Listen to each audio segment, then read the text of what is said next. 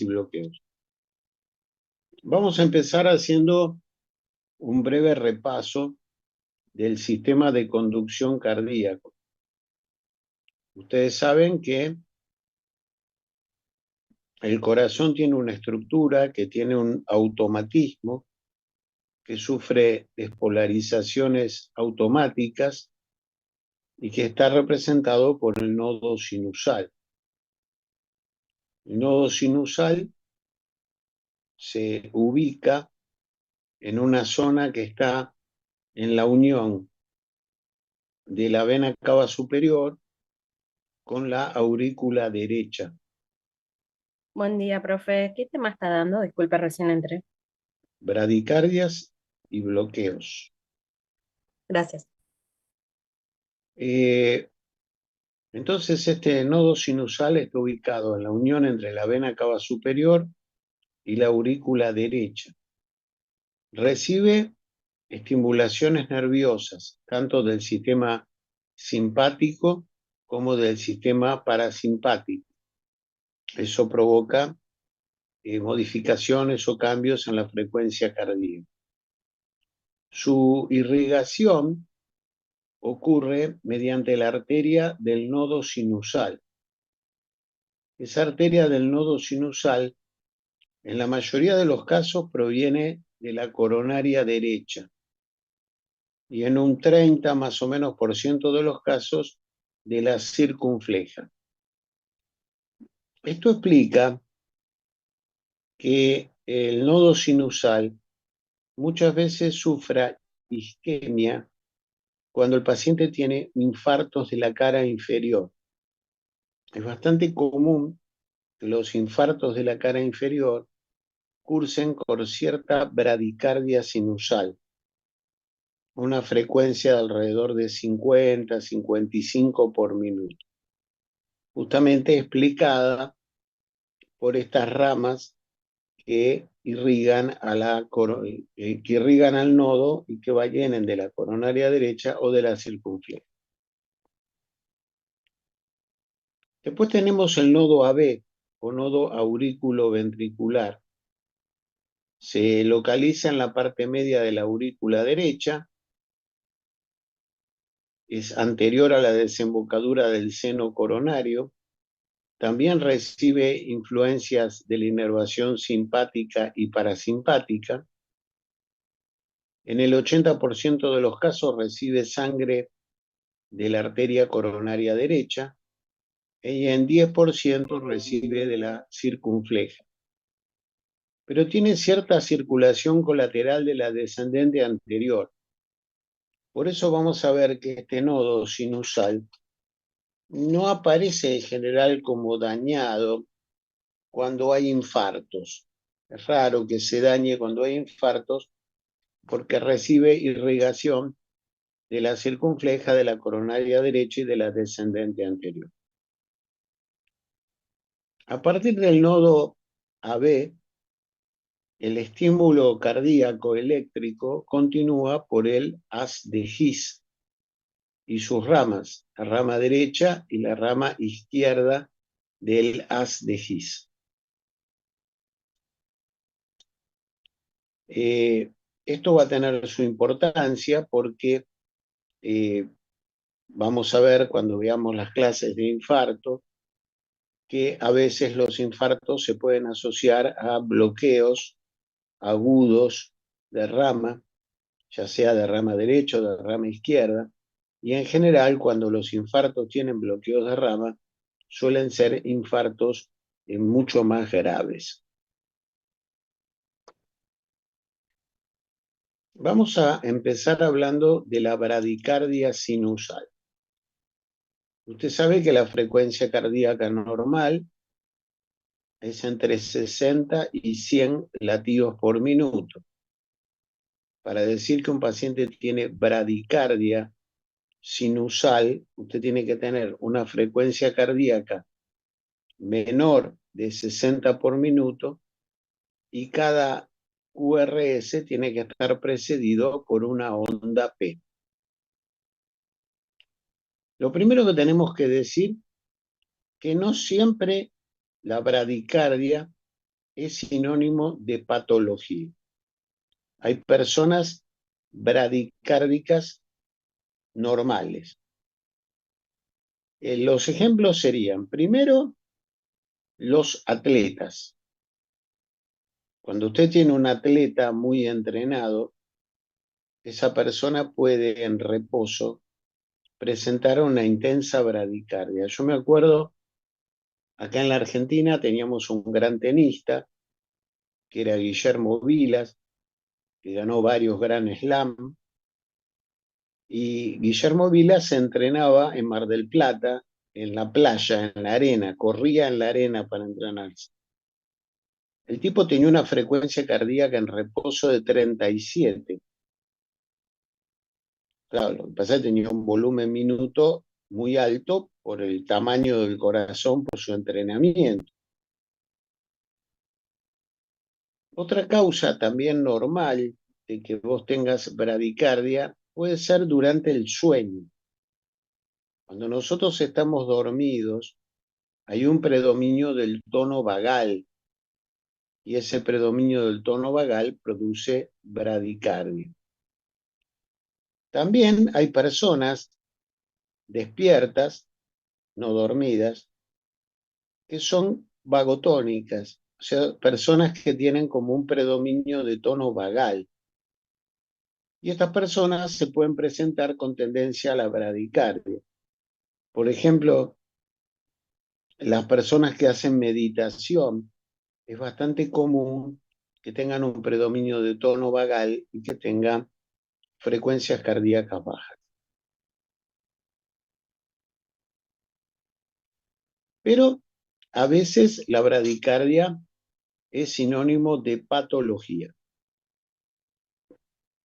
Y cuando la bradicardia se torna patológica, se torna sintomática, es decir, produce síntomas. ¿Y cuáles son los síntomas? Bueno, si su frecuencia cardíaca es muy baja, usted se acuerda que volumen minuto es igual a volumen sistólico por frecuencia cardíaca. O sea, lo que se va a resentir, en primer lugar, es su volumen minuto. Usted va a tener un volumen minuto bajo. Ese síndrome minuto bajo, bueno, puede producir síncope porque implica una mala irrigación de los centros del sistema activador reticular ascendente. También se ha descrito una encefalopatía por bajo volumen minuto. El paciente puede estar obnubilado, confuso. También puede haber un deterioro de la función renal con aumento de la urea y de la creatinina por mala perfusión renal. El paciente puede tener fatiga, puede tener accidentes cerebrovasculares isquémicos, transitorios o definitivos, y por la mala perfusión coronaria puede tener angor. Entonces, la bradicardia se puede tornar sintomática en algunos pacientes. ¿Cuáles son las causas de bradicardia? Hay muchas causas de bradicardia. Vamos a nombrar las más importantes. Primero, existe lo que se llama la degeneración idiopática del nodo sinusal. El nodo sinusal se vuelve viejito y empieza a fallar. Esto se ve en general en personas mayores de 70 años y se conoce con el nombre de enfermedad del nodo sinusal o síndrome bradicardia taquicardia. Vamos a hablar de este cuadro ahora en un ratito. Otra causa de bradicardia es el infarto de la cara inferior, que hablábamos hace un ratito, que se resiente la irrigación del nodo sinusal y los pacientes con infartos de la cara inferior pueden tener frecuencias cardíacas bastante bajas. Si seguimos en importancia, yo le daría importancia a las drogas bradicardizantes. Hay muchos medicamentos bradicardizantes, por ejemplo la amiodarona, por ejemplo la digoxina, por ejemplo los beta bloqueantes, por ejemplo los bloqueantes cálcicos bradicardizantes, son el diltiazem y el verapamilo. Hay que tener cuidado cuando usted usa estas drogas porque estas drogas pueden producir bradicardia. Entonces usted tiene que tener cuidado con estas drogas que pueden inducir bradicardia. Y en particular hay que tener cuidado cuando usted las usa, digamos, más de una. Si usted se encuentra con un paciente que está usando simultáneamente más de una droga bradicardizante, usted tiene que tener cuidado. Un día estaba en el consultorio y me viene a ver un paciente italiano. Le digo, sí, señor, ¿por qué me viene a ver? Ah, doctore, estoy floco, muy floco, estoy muy floco, floco. Le digo, bueno, pero ¿usted sufre de alguna enfermedad, toma algún remedio? Yo te voy a explicar, doctore. Yo tenía presión alta. Y como tenía presión alta, me dieron el atenolole. Después me dijeron que tenía insuficiencia cardíaca, me dieron digosina. Y después me dijeron que tenía una aritmia y me dieron amiodarona. No me diga más nada, le digo. Le tomé la frecuencia cardíaca, 32 por minuto tenía. O sea, algún genio le había dado 3 drogas bradicardizantes juntas. Señores, hay que saber farmacología, porque si no sabes farmacología, metés la pata como un animal. Entonces el viejo pasó de mi consultorio a unidad coronaria directamente, con marcapaso transitorio, después hubo que sacarle las medicaciones, ponerle otras medicaciones para que salga de la bradicardia. Entonces, cuidado con esto. Otra vez tuve la abuela de un amigo mío, pediatra. Mi amigo me llama y me dice, che, Ricardo, ¿yo estoy loco o el atenolol y la digoxina no se llevan bien? Entonces le digo, ¿por qué? ¿A quién le dieron eso? A mi abuela, me dice, pero está internada con 40 por minuto de frecuencia cardíaca. Digo, no, justamente son 2 drogas bradicardizantes, no se tienen que usar juntas, porque te puede bajar mucho la frecuencia cardíaca. Dentro del orden que estamos haciendo de poner las causas más comunes, yo pondría el Chagas. El paciente chagásico, el Chagas puede afectar el sistema de conducción cardíaco y puede producir bradicardias y bloqueos AB completos. Otra causa importante son los bloqueos AB completos. Acá dice bloqueo AB, pero habría que poner bloqueo AB completo o bloqueo AB de tercer grado, ¿no?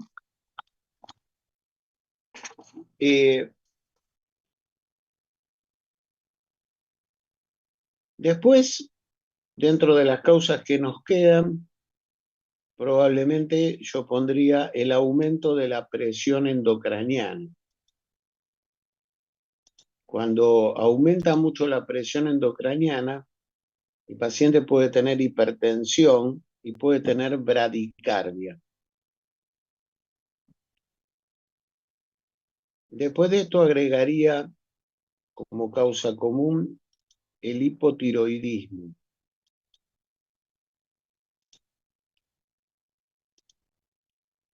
Un paciente hipotiroideo que tiene un hipotiroidismo importante puede tener una frecuencia cardíaca bastante baja, bastante baja. Profe, Sí, una consulta. ¿Cómo puede un paciente con aumento de presión tener bradicardia en la presión endocrinal? son dos cosas distintas. Una cosa es la frecuencia cardíaca y otra cosa es la reactividad vascular que usted tenga. Son dos cosas que no van de la mano. Cuando usted tiene bradicardia, lo que tiene es frecuencia cardíaca baja. Cuando usted tiene presión alta, lo que tiene es porque tiene una vasoconstricción generalizada. Son dos cosas diferentes. Sí, sí, sí. Bueno, gracias. Y después ya tenemos causas más raras. Causas raras. Por ejemplo, la infiltración del nodo sinusal puede ocurrir en la sarcoidosis, en la amiloidosis, en la hemocromatosis. Se han descrito casos en lupus, artritis reumatoidea, esclerosis sistémica, o sea, esclerodermia. Los pacientes con distrofia muscular miotónica, que es una enfermedad del músculo heredada. Los traumatismos después de la cirugía cardíaca. En la endocarditis no es muy común que haya bradicardia, salvo que le rompe las de His, el síncope vasovagal, la hipersensibilidad del seno carotídeo, la hipotermia, la hipocalemia y la hipercalemia. La cirugía de los ojos. Cuando usted hace cirugía de los ojos y comprime los ojos, es común que le baje la frecuencia cardíaca. La ictericia obstructiva, siempre los libros la nombran. Yo tuve pacientes con ictericia obstructiva, jamás vi a nadie bradicárdico, pero en los libros figura. Y a veces puede haber bradicardias por apneas de sueño. Entonces, de alguna manera hemos reordenado las causas, las hemos dividido en causas comunes. Yo de paso aprovecho y mejoro el libro. Mientras les doy la clase a ustedes, lo estoy mejorando. Causas comunes y causas raras.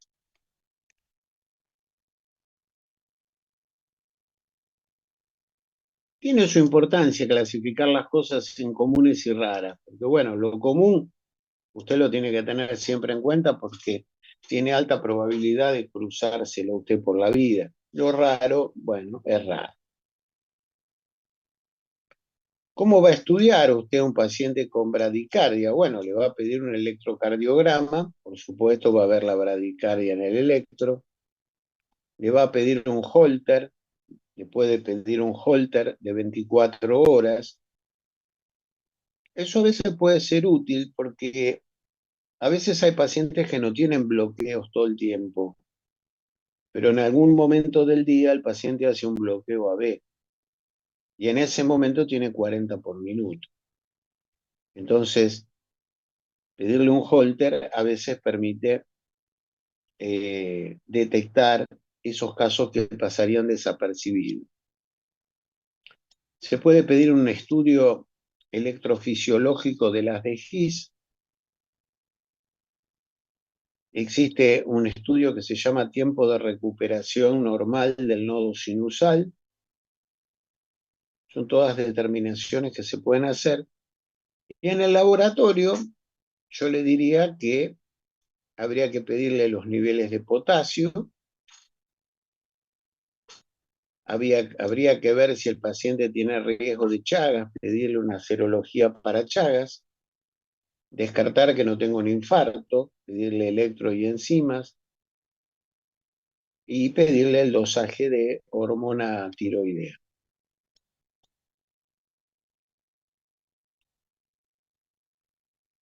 ¿Cómo se trata la bradicardia?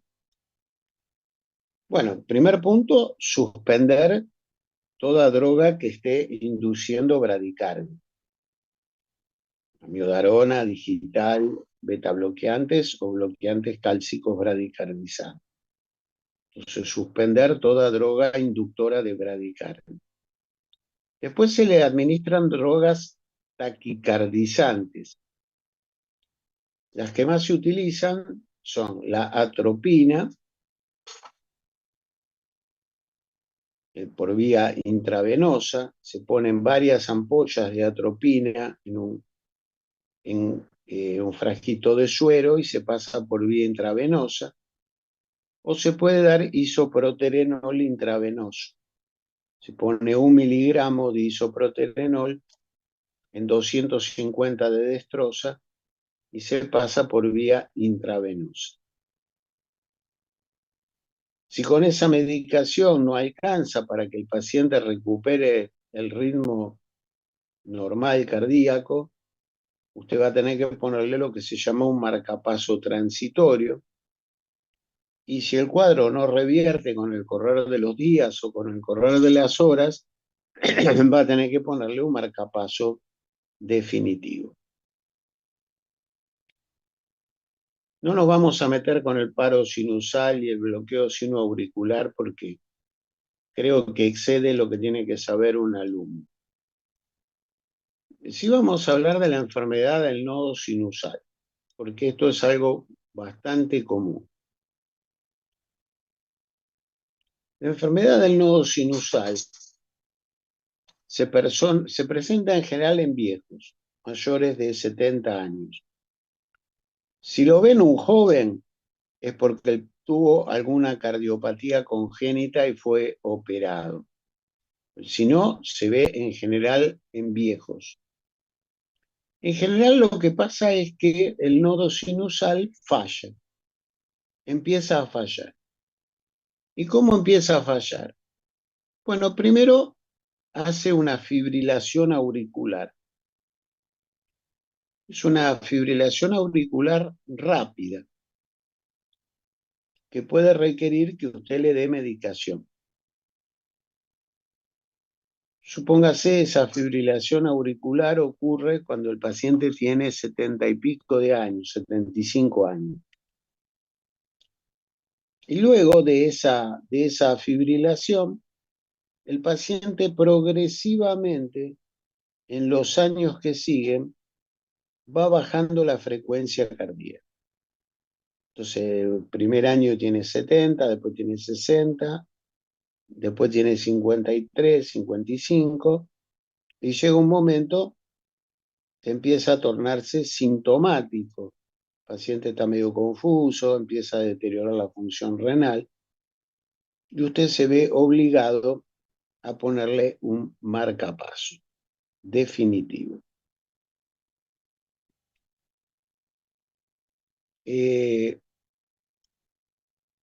Esta es la enfermedad del nodo sinusal. Se ve con mucha frecuencia en viejitos. Si usted tiene un viejo que a los 75 hace una fibrilación y luego de esa fibrilación, lentamente, año tras año, la frecuencia cardíaca va bajando. Cuando llega a los 82, tiene 55 por minuto. Usted le tiene que colocar un marcapaso definitivo. ¿Quedó claro cómo es la enfermedad del nodo sinusal? Por eso se llama enfermedad taquicardia bradicardia, porque empieza con una taquicardia, pero después va a una bradicardia. Yo tengo una anécdota con esto. Yo no tenía muchos años de recibido, calculo que tenía 3, 4 años de recibido, 5. Y yo tenía un aparato de electro.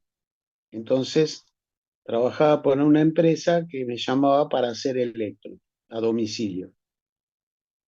Me llaman para ir a hacer un electro en domicilio en la zona de Constitución.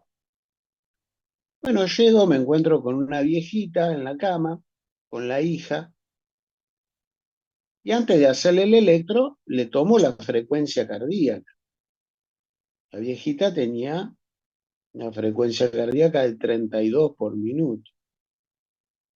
Bueno, le hago el electro, la viejita tenía un bloqueo AB completo. No era una enfermedad del nodo, era un bloqueo AB completo. Pero les cuento la anécdota porque es muy graciosa. Entonces le digo a la hija, bueno, mire, su mamá tiene un bloqueo AB completo, hay que colocarle un marcapaso. Entonces escucho atrás mío una voz de un hombre que dice, nunca le pondrán a mi madre ese aparato manejado por el demonio. Entonces me doy vuelta y había un señor que me sacaba dos cabezas a mí, grandote. Entonces la miro a la hija, yo esperando que la hija me diga, mire, perdone, mi hermanito no está muy bien, tiene un problemita, no le funciona bien la cabeza. Y la señora me dice, eso, nadie le pondrá a nuestra madre ese aparato manejado por el demonio. Ah, digo, bueno, veo que no están de acuerdo. Entonces, bueno, fírmeme acá como que yo le dije que había que ponérselo, que ustedes no están de acuerdo, y yo me voy. Entonces, me firmaron y yo me fui despacito antes que me mataran, ¿no? Pero es interesante la anécdota para que vean las cosas que uno a veces se encuentra en el mundo, ¿no? Bueno, entonces, enfermedad del nodo es una causa, se las vamos a tomar, es una causa frecuente de bradicardia en un viejito, en general viejo de más de 80 años. ¿Mm? Una causa frecuente. Tengo otra anécdota. Un amigo me dice, mira, quiero que vengas, un amigo pediatra, me dice, quiero que vengas a ver a mi papá, porque viste, él tiene un cáncer de próstata y está muy venido abajo, está decaído, está muy decaído, quiero que lo vengas a ver, vení a verle, a ver qué podemos hacer. Bueno, voy un sábado a verlo. Lo voy a verlo, yo entro, le doy la mano, lo primero que hago, yo te doy la mano y te tomo el pulso. Le tomo el pulso, el tipo tenía 35 de pulso. Entonces le digo a mi amigo, che, tiene 35 de pulso, ¿no le tomaste el pulso a tu papá? No, me dice. Espera que traigo el electro. Bajé el electro del auto, le hacemos el electro, tenía una enfermedad del nodo sinusal. Digo, mira, tu papá está decaído porque el volumen en minutos se le fue a la mierda, porque está muy bradicárdico. Internarlo, ponerle un marcapaso. Bueno, lo internamos, le pusieron el marcapaso y el viejo resucitó. Vivió todavía con su cáncer de próstata como 5 o 6 años. Entonces siempre me acuerdo de esa anécdota, ¿no? Tomarle el pulso a la gente. Cuando vos ves que un tipo está decaído, primero tomarle el pulso. Bueno, vamos al bloqueo de la rama derecha. No me voy a extender mucho en los bloqueos de ramas porque los van a ver cuando vean electro en el curso de electro y tienen que ver los trazados y todo eso. Para que haya un bloqueo, el QRS tiene que estar ensanchado.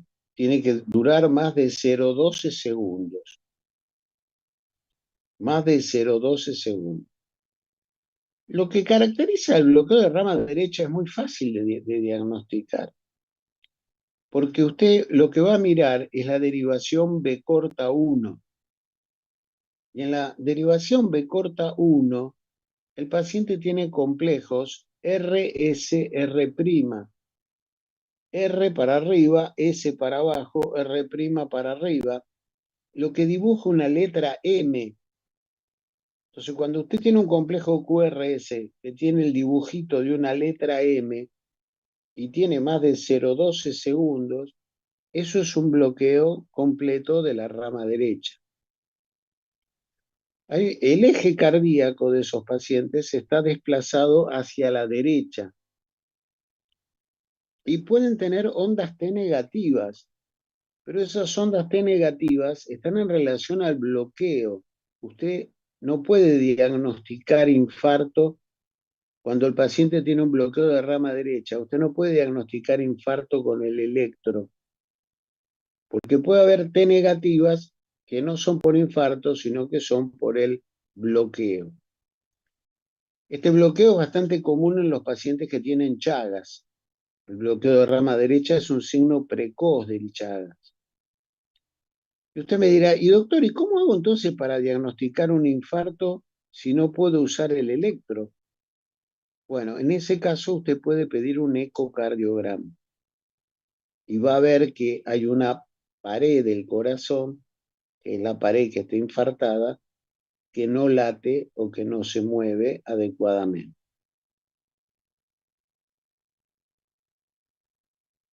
Después tenemos el bloqueo de la rama izquierda de la His. También el QRS es un QRS ancho que mide más de 0,12 segundos. Hay un complejo QS o RS en B1 y en B2.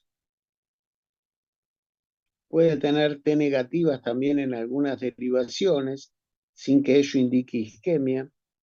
Y el eje eléctrico va a estar desviado a la izquierda, a menos 30 grados. O sea, acá es fundamental que usted saque el eje eléctrico. Pues si usted le saca el eje eléctrico y lo tiene a menos 30, usted mira B1 y B2 y tiene QS o RS y dice, esto es un bloqueo de rama izquierda. No vamos a hablar de los semibloqueos, me parece que los semibloqueos, me parece que es un tema para un residente, no para un alumno. Sí vamos a hablar de los bloqueos auriculoventriculares. El bloqueo auriculoventricular lo que está indicando es que hay algún retraso en el pasaje del estímulo de las aurículas a los ventrículos. O sea, algo falla entre el nodo sinusal, el nodo AB, el haz de His, de modo tal de que el estímulo tarda en llegar a los ventrículos. Tenemos el bloqueo AB de primer grado. Lo primero que tenemos que decir que el bloqueo AB de primer grado es muy fácil de diagnosticar. Usted lo que tiene que medir es el intervalo PR. Normalmente el intervalo PR mide menos de 0,20 segundos. En estos pacientes que tienen bloqueo AB de primer grado, el intervalo PR mide más de 0,20 segundos.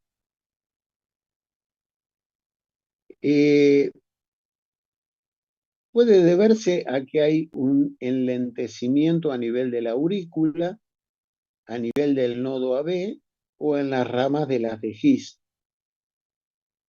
En general, si el QRS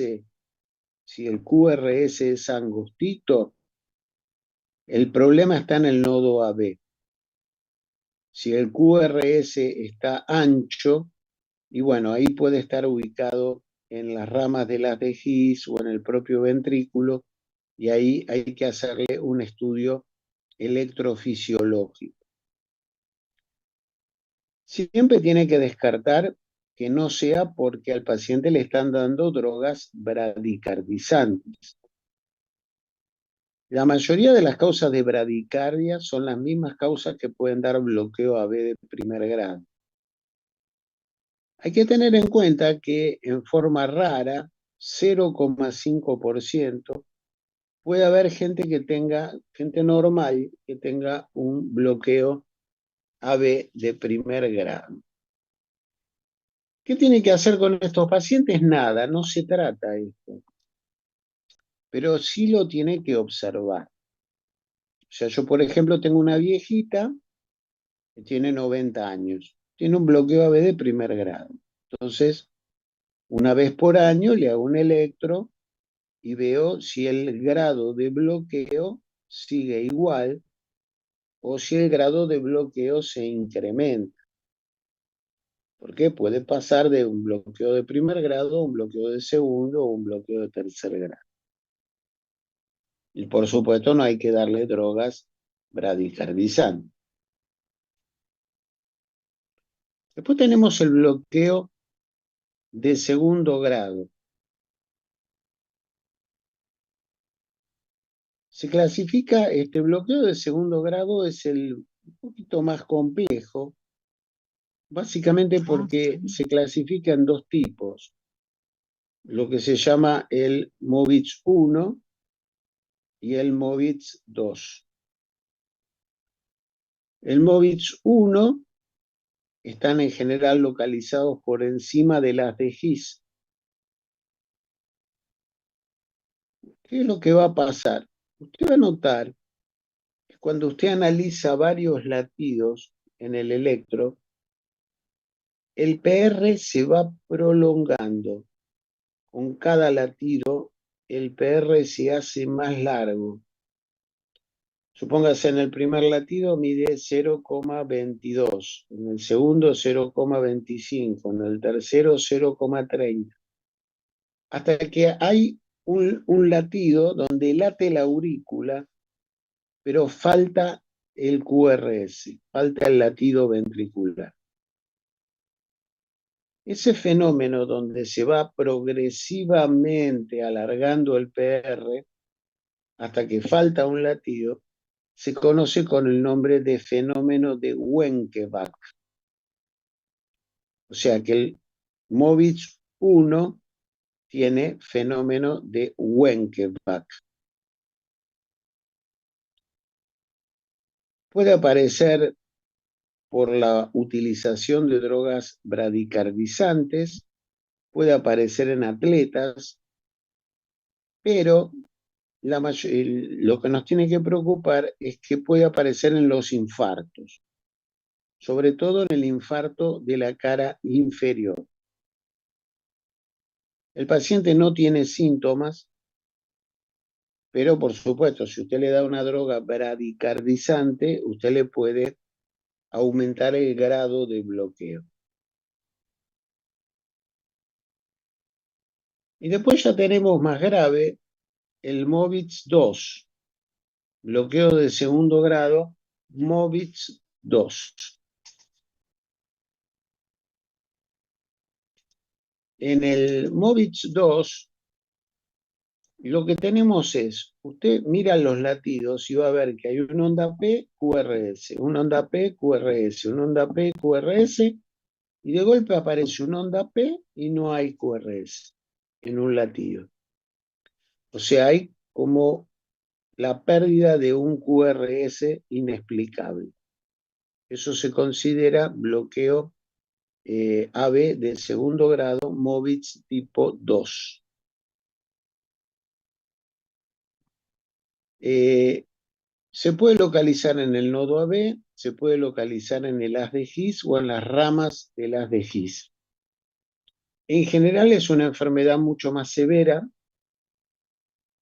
y tiende a pasar rápidamente a un bloqueo AB de tercer grado, un bloqueo AB completo. Y se ve más en infartos de la cara anterior y anteroseptal. En esos infartos es más común el MOVIX 2, que es más grave que el MOVIX 1. Por supuesto, el día del examen les vamos a poner electros de MOVIX 2, de MOVIX 1, de bloqueo de primer grado. Después tenemos los bloqueos de tercer grado. El bloqueo de tercer grado ocurre cuando hay una falla total de la conducción entre la aurícula y el ventrículo. Si usted mira el electro, usted lo que va a ver es que hay ondas P. Las ondas P laten a lo mejor a una frecuencia de 60, 70, 80, pero hay muy pocos QRS. Y si usted mide la distancia entre los QRS, usted llega a la conclusión de que tiene una frecuencia cardíaca entre 30 y 40. Cuando usted se encuentra con eso, frecuencia cardíaca de 30 a 40, con ondas P mucho más frecuentes que los QRS, usted dice tiene un bloqueo AB completo o un bloqueo AB de tercer grado. ¿Qué es lo que ocurre? Lo que ocurre es lo siguiente, cuando se desconecta el ventrículo de la aurícula, usted se moriría. Pero ¿cómo es que sigue vivo? Sigue vivo porque el ventrículo recupera cierto automatismo. Es como que el ventrículo dice, ah, che, la aurícula no manda noticia. Bueno, recuperemos la autonomía nosotros, porque si no, nos morimos. Pero el ventrículo cuando recupera la autonomía, sin el gobierno de la aurícula, la frecuencia cardíaca que consigue es muy baja, 30 a 40 por minuto. ¿Por qué puede ocurrir este bloqueo AB completo? Bueno, porque le hayan dado muchas drogas bradicardizantes, amiodarona, digital, betabloqueantes, verapamil o diltiazem. Puede ocurrir en el infarto agudo de miocardio, sobre todo cuando se compromete el septum. También en las perforaciones del septum. También en la endocarditis cuando se destruye el septum. Es muy común el bloqueo AB completo en el Chagas, muy común. Y se ha descrito también el envejecimiento con destrucción del haz de His de causa idiopática. O sea, pacientes que el haz de His se destruye, envejece y hacen un bloqueo AB completo. Los bloqueos de alto grado, sobre todo los de tercer grado y de segundo grado, pueden tener síntomas. Pueden tener sensación de fatiga, malestar general y llegar al síncope. Pero el síncope de estos pacientes tiene una característica. Se conoce con el nombre de drop attack. Drop attack. Drop attack es ataque de caídas. Ataque de caídas porque el paciente, cuando le agarra el bloqueo, tiende a desplomarse en el piso, cayendo sobre sus rodillas. Se lo conoce también con el nombre de síndrome de Stock-Adams. Esto es pregunta de examen.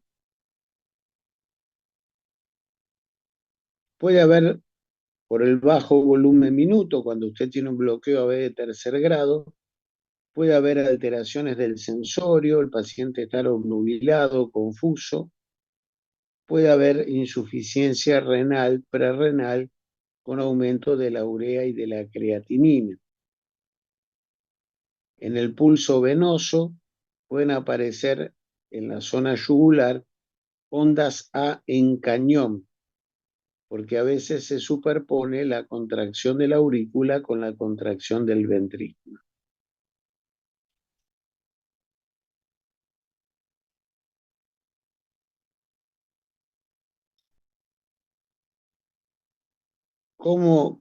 ¿Qué hace usted cuando le llega a la guardia a un paciente con un bloqueo? Si es un bloqueo grado 2 o grado 3, grado 2, MOVITS 2 o grado 3, usted se preocupa. Tiene que descartar siempre que no haya recibido drogas bradicardizantes, que no sea un chagásico, que no tenga una endocarditis y que no tenga un infarto. Así que le tiene que pedir enzimas cardíacas y el electro. ¿Cómo los va a medicar a estos que tienen un grado alto de bloqueo? Bueno, se puede dar drogas bradicardizantes. Usamos el sulfato de atropina, es una droga taquicardizante. En general se usan de 0,5 a 1 miligramo intravenoso y se puede repetir hasta una dosis máxima de 3 miligramos. Puede aumentar la frecuencia cardíaca, la tensión arterial. Si no tiene atropina, otra posibilidad es darle isoproterenol. El isoproterenol es una droga adrenérgica que actúa sobre el receptor beta 1, tiene un efecto inotrópico positivo muy marcado, aumenta la frecuencia cardíaca, se administra con microgotero por vía intravenosa, 1 miligramo de isoproterenol diluido en 250 de dextrosa. Si con esas medicaciones no se consigue llevar al paciente una frecuencia cardíaca razonable, le va a tener que colocar un marcapaso transitorio.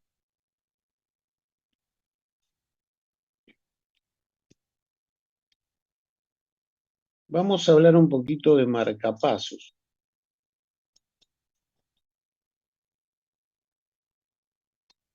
Hablamos de marcapaso transitorio cuando usted necesita marcapasear al paciente durante unas horas o durante unos días hasta que se aclare lo que el paciente le está pasando. Por ejemplo, supóngase que el paciente tomó drogas bradicardizantes o que producen bloqueos. Entonces usted supone que cuando se le vaya el efecto de la medicación, el paciente va a retornar a una frecuencia cardíaca normal. Entonces usted no necesita ponerle un marcapaso definitivo, le pone un marcapaso transitorio. En general, estos marcapasos transitorios se dejan unos días o unas horas. El marcapaso transitorio se puede colocar de dos maneras. Se puede colocar por vía interna. En el caso de colocar un marcapaso por vía interna, usted lo coloca por una vena del brazo izquierdo y es como un catéter que va progresando a lo largo de las venas del brazo, va a llegar a la aurícula derecha. Usted puede ver el pasaje del marcapaso con un intensificador de imágenes. El cable del marcapaso es radiolúcido, entonces usted lo va a ver perfectamente bien. Usted atraviesa la válvula tricuspidia, llega al ventrículo derecho y el catéter marcapaso se coloca en la punta, haciendo contacto con la punta del ventrículo derecho. Una vez que usted está seguro que lo colocó en el lugar correcto, usted conecta el marcapaso a una cajita. Es una cajita que tiene pilas. Es buena práctica antes de ponerse a poner el marcapaso ver que tenga pilas y que las pilas anden. Y usted, la cajita es lo que le da la energía al marcapaso. Y usted puede regular con unas perillas que tiene la cajita, le puede regular la frecuencia cardíaca y la intensidad del marcapaseo. En general se lo coloca al paciente a una frecuencia de 70 por minuto.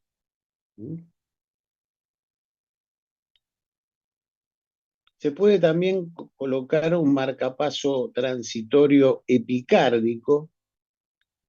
En este caso se coloca directamente sobre la superficie del epicardio. Eso se hace en quirófano solamente en pacientes que están en cirugía cardíaca.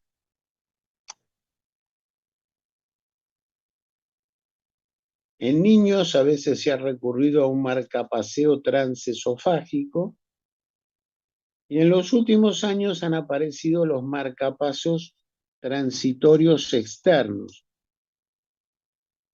Son electrodos que se colocan en la piel y tienen una alta capacidad para atravesar la pared torácica y nos sirven para marcapasear al paciente por vía externa hasta que usted con tranquilidad pueda colocarle un marcapaso interno. La ventaja que tiene que es de rápida instalación. El marcapaso puede tener complicaciones. Una complicación es que se desconecte el cable del marcapaso con la punta del ventrículo. Entonces no está marcapaseando porque no está en contacto con el miocardio. Es raro que produzca sangrado, es raro que perfore el ventrículo. Se ha descrito, una vez nos pasó, que usted le coloca al paciente un swan gancho por un lado y por el otro lado el marcapaso y se hace un nudo adentro del corazón entre los dos cables. Gran quilombo.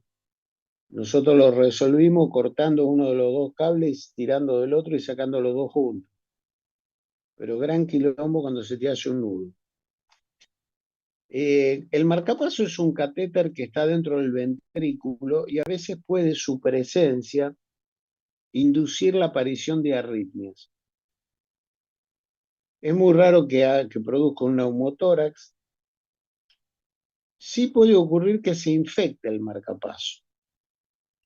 Una vez, me acuerdo, tuvimos una viejita que tenía el marcapaso infectado y no había manera de sacarle el marcapaso porque estaba pegoteado a la pared del ventrículo y hubo que operarla para sacarle el marcapaso porque el marcapaso estaba infectado. Los teléfonos celulares pueden interferir con el funcionamiento de los marcapasos transitorios.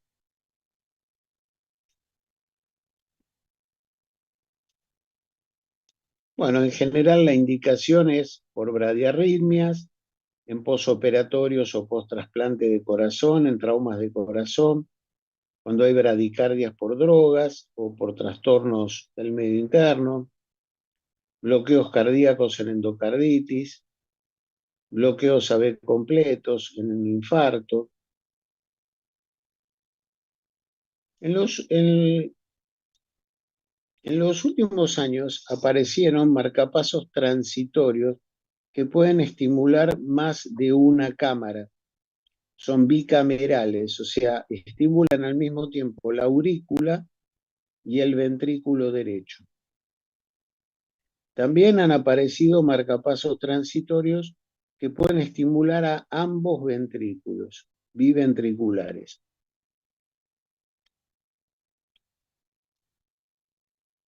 Y después tenemos el marcapaso definitivo.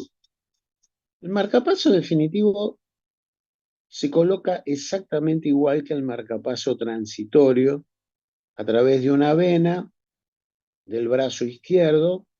Usted mete el catéter llega a la subclavia, después llega a la aurícula derecha, a la yugular, a la aurícula derecha, atraviesa la válvula tricuspidia y usted lo coloca en la puntita del ventrículo derecho. Pero, ¿qué es la diferencia en el marcapaso definitivo?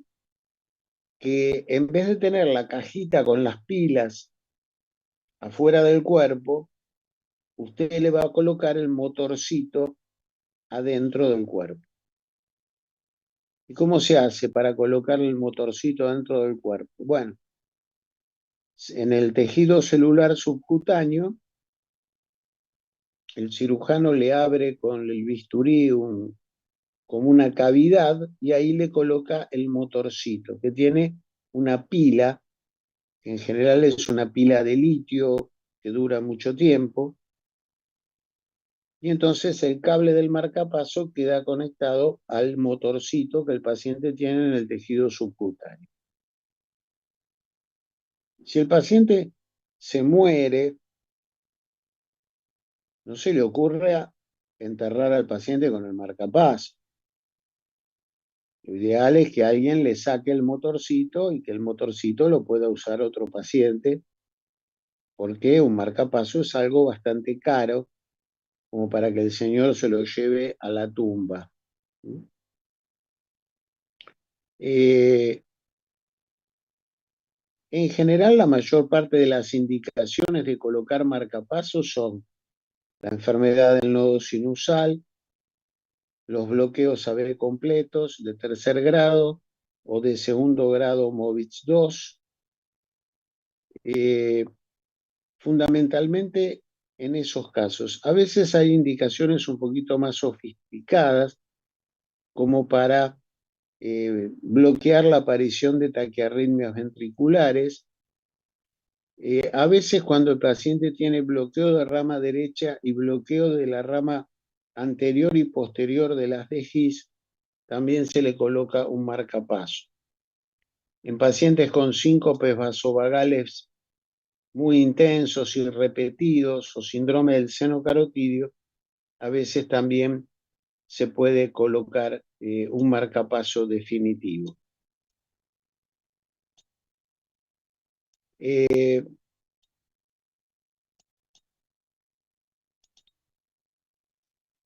Cuando a vos te colocan un marcapaso, como el marcapaso está ubicado en la punta del ventrículo derecho, hace que el ventrículo derecho se contraiga antes del ventrículo izquierdo y que el septum se contraiga antes que la pared libre del ventrículo izquierdo.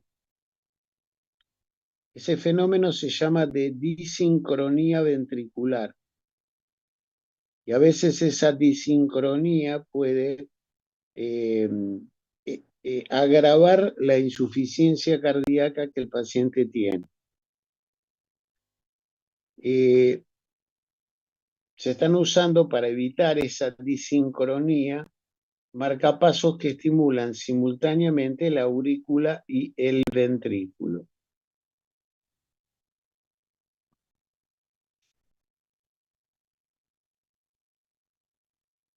En el electro lo que es importante, ya lo van a ver en el curso de electro, es que cuando usted tiene colocado un marcapaso, se produce una espiga del marcapaso previa al QRS. La presencia de esa espiga antes de cada QRS le indica a usted que cada uno de esos latidos fue gatillado por el marcapaso. Los marcapasos usted los puede chequear desde el exterior. Hay un dispositivo que usted lo apoya sobre el motorcito del marcapaso y puede aumentarle la frecuencia, la intensidad, etc. Y usted puede chequear si está funcionando bien o está funcionando mal.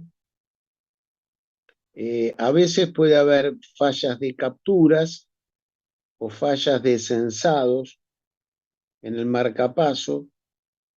A veces eso puede ser porque el cable se ha desplazado o está ubicado en un mal lugar, o fallas del cable, o que la batería del marcapaso está agotada, o que haya cierta fibrosis o inflamación en la pared del corazón donde está apoyado el marcapaso. Por lo menos, si usted tiene puesto un marcapaso, por lo menos 2 veces por año, lo tiene que ver un cardiólogo especialista en marcapasos, que son los arritmólogos. Si usted tiene un marcapaso, no se puede hacer terapia radiante. Hay que tener cuidado con la cardioversión y la desfibrilación porque pueden interferir con el marcapaso. La resonancia magnética, no se puede hacer resonancias y no se puede hacer litotricia con ondas de choque.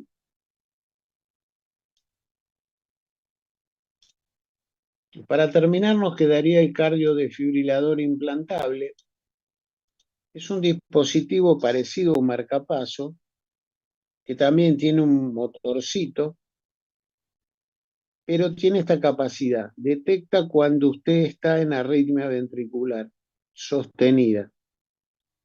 Cuando el paciente está en arritmia ventricular sostenida, este cardiodesfibrilador le puede dar 4 descargas, hasta 4 descargas de 400 joules.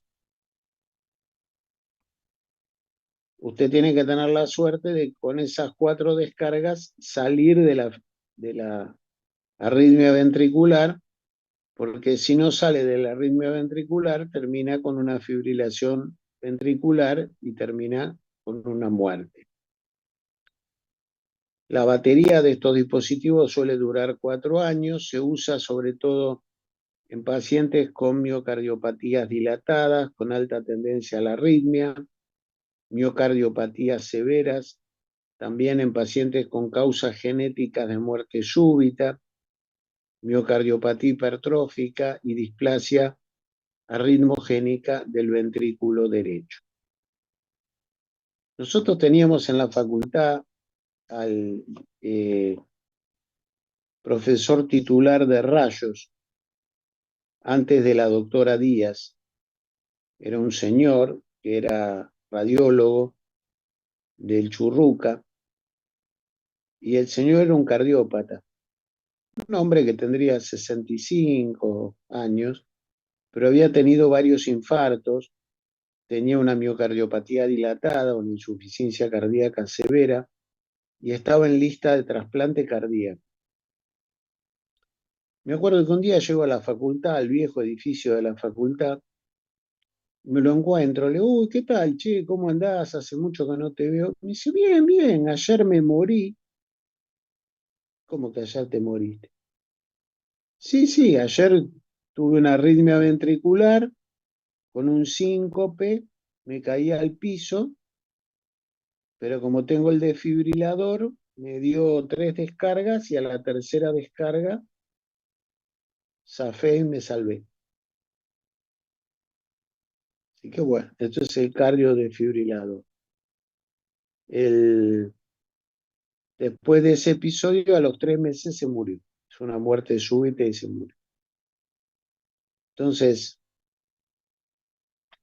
sepan que existen estos dispositivos. Igual los vamos a volver a ver cuando hablemos de muerte súbita, cuando demos la clase de arritmias ventriculares.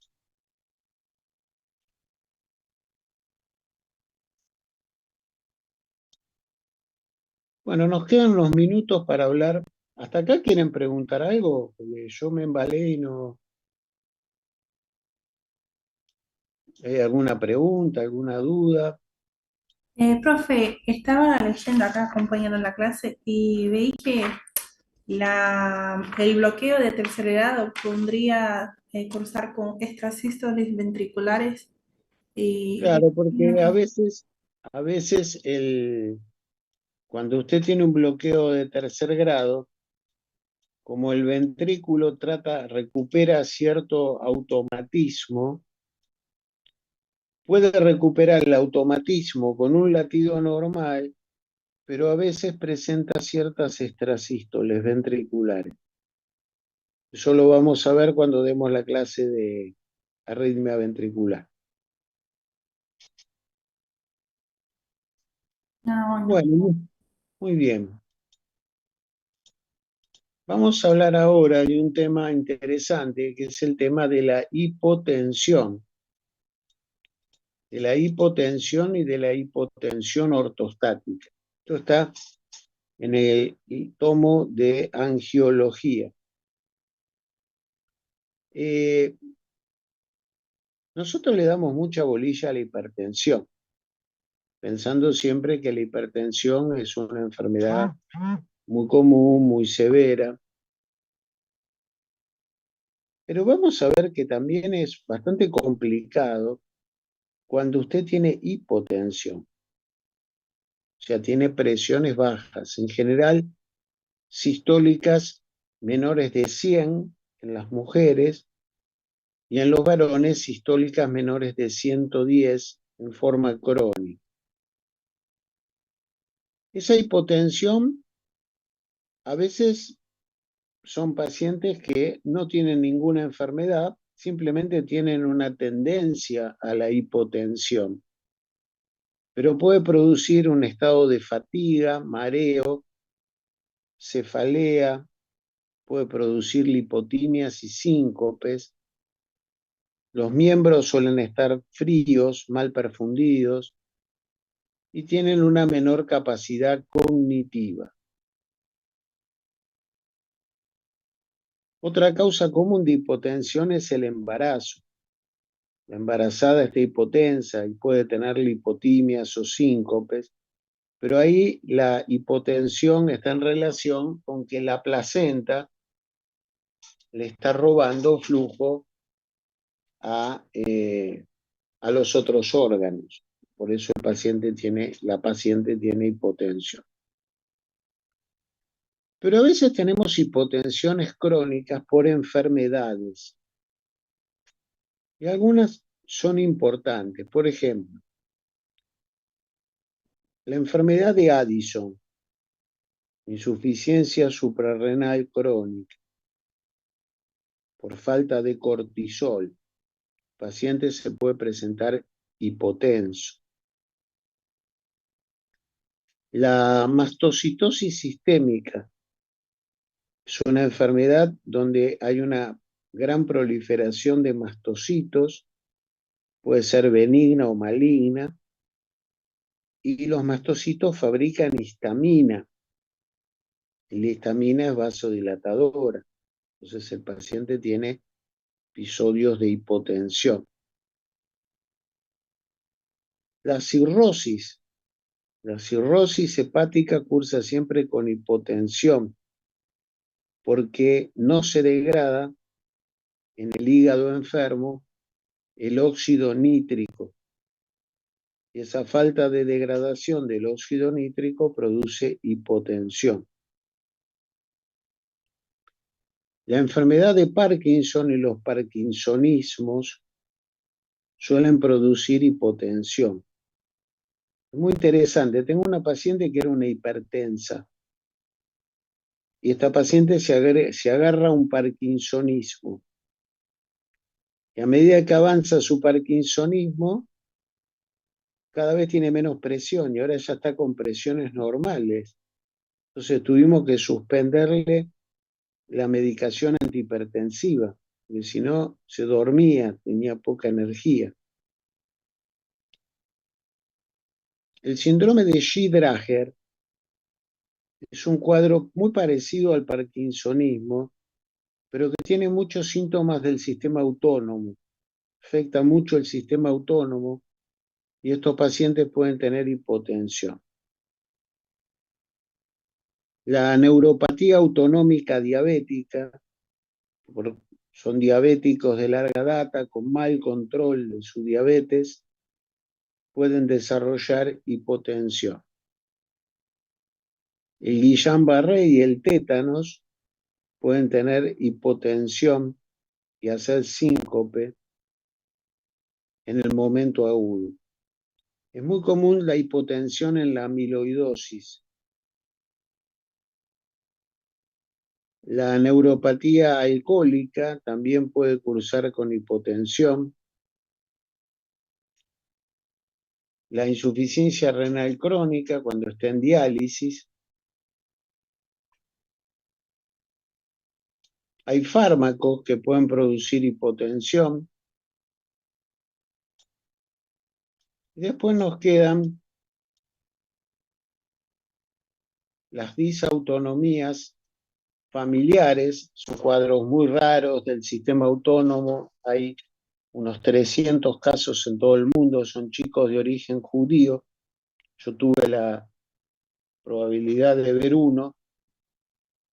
Era un chico que hacía episodios bruscos de hipotensión y después bruscos de hipertensión. O sea, tenía como un descontrol de su sistema autónomo. Y después nos queda una enfermedad rara. Yo vi un solo caso, síndrome de Bradbury-Eggleston. Síndrome de Bradbury-Eggleston son varones de edad media, 40 a 45 años, que empiezan con una falla idiopática del sistema autónomo, suelen tener falta de sudor por compromiso del sistema autónomo, el pulso no se taquicardiza, usted le hace hacer ejercicio con el brazo, eso se llama hand grip, y no aumenta la frecuencia cardíaca, tienen predisposición al síncope, a las disfunciones sexuales, al dolor cervical. Tendrían una disminución de las neuronas simpáticas de la médula. Tienen niveles circulantes muy bajos de adrenalina y noradrenalina y no aumentan cuando el paciente se pone de pie. Pueden tener hipotensión e hipotensión ortostática. Los medicamentos que más dan hipotensión son, por supuesto, los diuréticos, los antagonistas adrenérgicos, como la alfa-metildopa, la clonidina, la rilmenidina, los bloqueantes cálcicos, sobre todo los bradicardizantes, también los taquicardizantes por vasodilatación, los nitratos, los inhibidores de la angiotensina 2, los antagonistas del receptor AT1 de la angiotensina 2, los antidepresivos tricíclicos, algunos antipsicóticos y la levodopa. Son todos medicamentos que pueden dar hipotensión.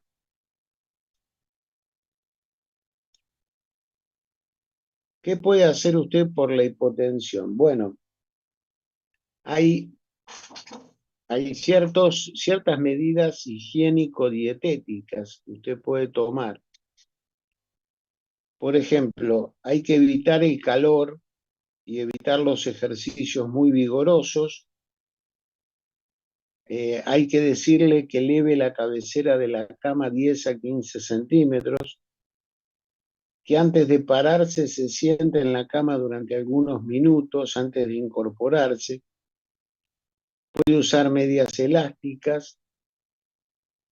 Se le agrega pastillas de sal al agua o al jugo Levité, como para que tengan una mayor carga de sal. Comer varias veces por día, pero en cantidades pequeñas, porque algunos hacen hipotensiones después de comer, hipotensiones postprandiales. Evitar el café y el alcohol porque tienen efectos vasodilatadores. Y si el paciente está mareado o tiene lipotimia, hay que decirle o que se siente en el suelo, que cruce las piernas y baje la cabeza entre sus piernas y se incline hacia adelante con las rodillas contra el pecho para aumentar la transferencia de sangre del lecho esplácnico a la región torácica.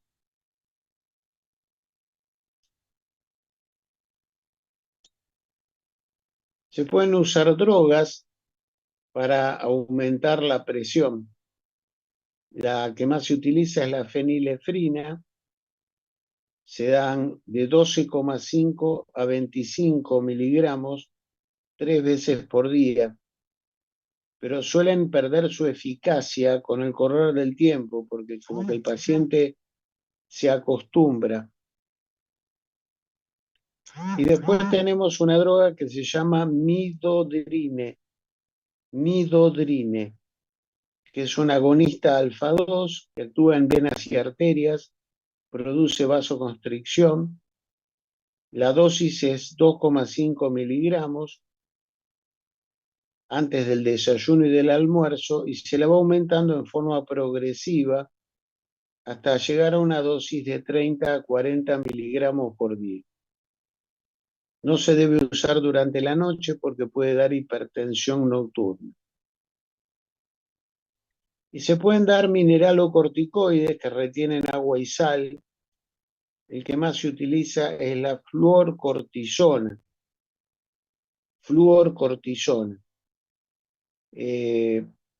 Se utiliza una dosis de 0,1 miligramos por día. Se puede aumentar hasta 0,4. Y lo que hace es retener agua y sal a nivel renal. En pacientes con hipotensión crónica muy severa, que no responde bien a medicaciones, se han probado distintas drogas. Se ha probado el uso del ibuprofeno, la ergotamina, que es la droga que se usa para el manejo de las migrañas, Paradójicamente se han usado beta bloqueantes, se ha usado clonidina, sobre todo en pacientes con fallas autonómicas, se ha usado eritropoyetina para aumentar la masa de glóbulos y se ha usado octiotride. Esas son las medicaciones que se usan rara vez para casos de hipotensión crónica muy severa y que no responden a ninguna otra medicación. Por ejemplo, el chico que yo tuve con disautonomía genética le daban clonidina para manejarle su disautonomía. Y para terminar nos queda el concepto de hipotensión ortostática. Hipotensión ortostática es que cuando el paciente se para, la presión sistólica cae 20 milímetros de mercurio o más.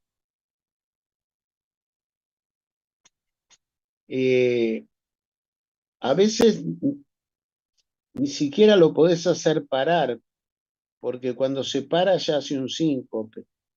En esos casos podés tomarle la presión acostado y después sentado. Más o menos el 2% de la población puede tener hipotensión ortostática, pero en pacientes ancianos es bastante más común. Se debe a que no tienen una respuesta simpática adecuada en los miembros inferiores. Cuando vos te parás, te tendría que bajar la presión. No te baja porque tenés una estimulación simpática que te produce vasoconstricción en las piernas y hace que tus venas se contraigan y manden sangre para mantener un retorno venoso habitual. La hipotensión ortostática, las causas son muy parecidas a las causas de hipotensión,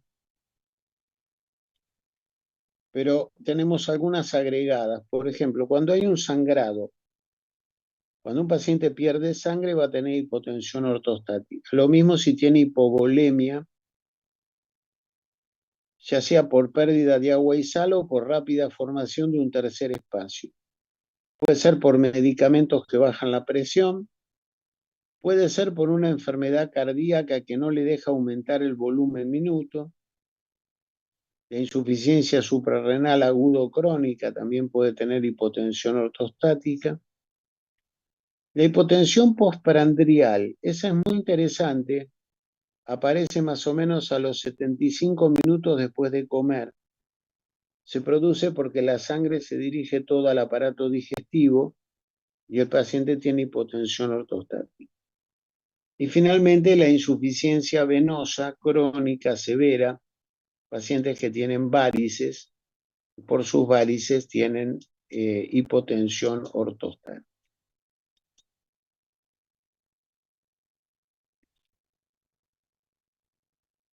Les voy a contar algún casito y terminamos. Un día voy a La Rioja a dar clase a la facultad y en La Rioja estaba el arquitecto de la sede de La Rioja, que había hecho todo el edificio de la sede de La Rioja. Me dice, mira, Ricardo, tengo un vecino que está muy mal y quiero que lo vengas a ver porque yo lo quiero mucho, yo te pago la consulta, vení a verlo, a ver qué podemos hacer, si lo podemos ayudar.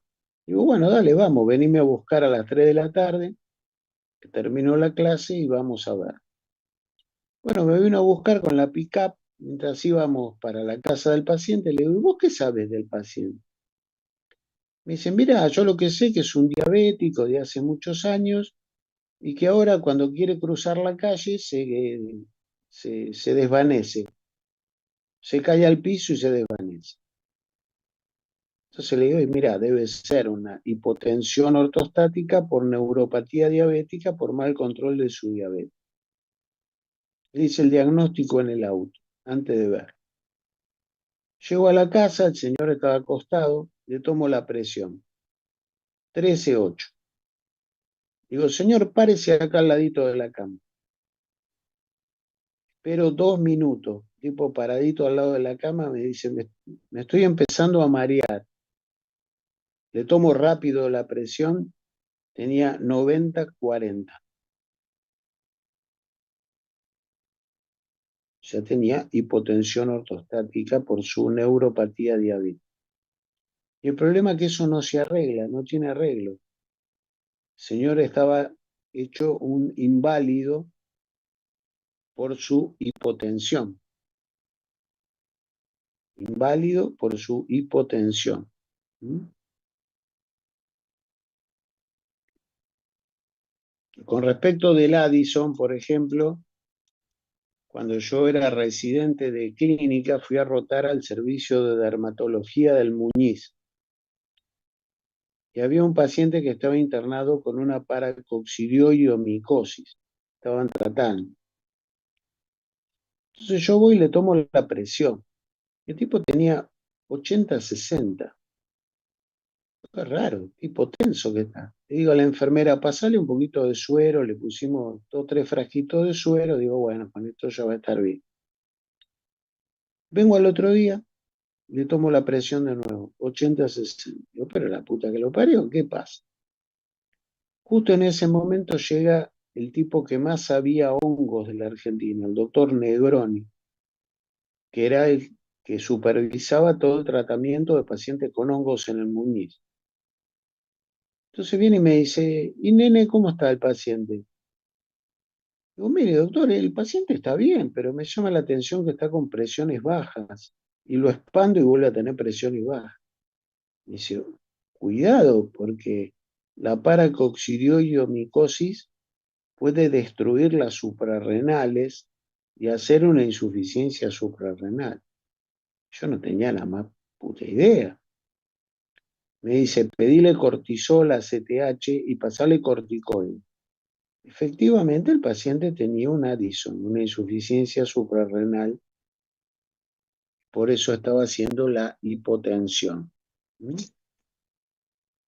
Ya les conté el caso de la viejita con el Parkinson. Tuve un viejo con amiloidosis cardíaca, después se los voy a contar cuando demos la clase de miocardiopatías, y el viejo tenía hipotensión por la amiloidosis. ¿Mm?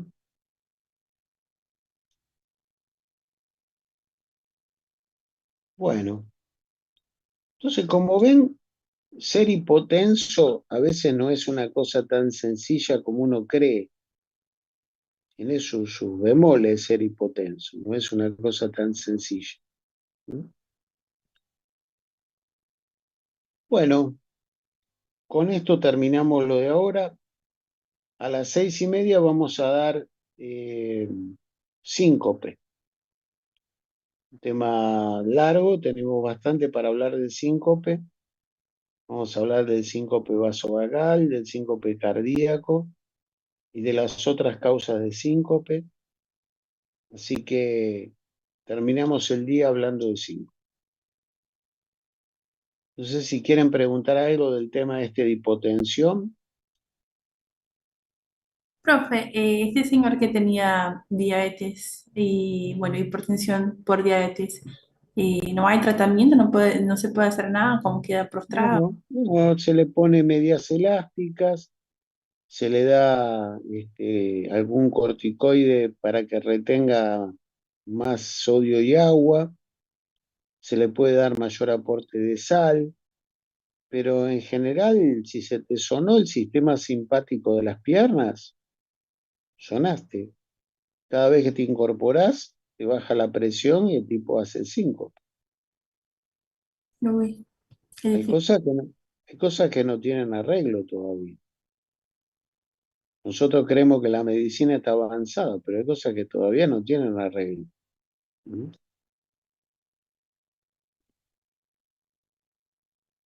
Bueno, ¿alguna otra pregunta? ¿Alguna otra duda?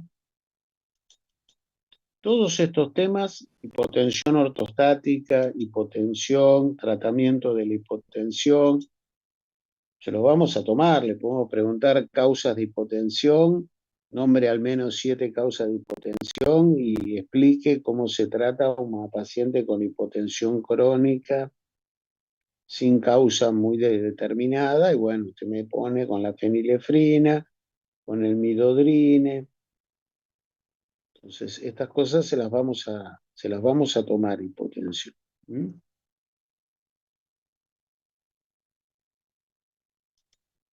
Bueno, muy bien, dejamos acá y a las 6:30 damos 5. ¿Está? Perfecto, profe, gracias. Listo, profe. Gracias, profe. Chao, profe, gracias. Chao.